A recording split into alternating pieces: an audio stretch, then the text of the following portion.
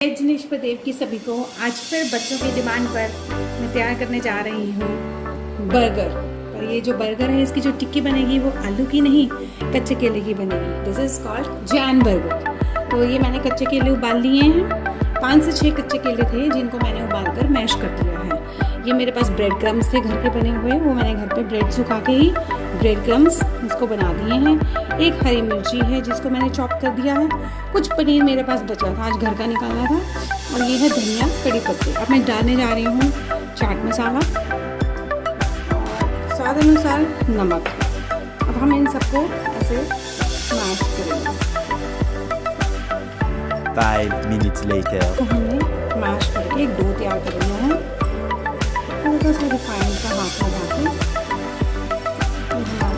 Dough तैयार कर देंगे। अब हम इसकी चिक्कियाँ निकालेंगे।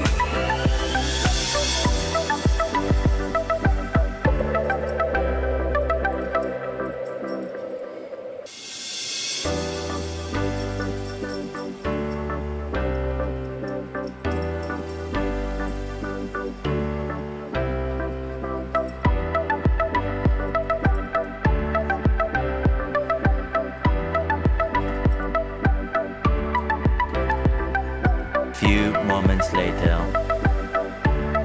ये देखिए,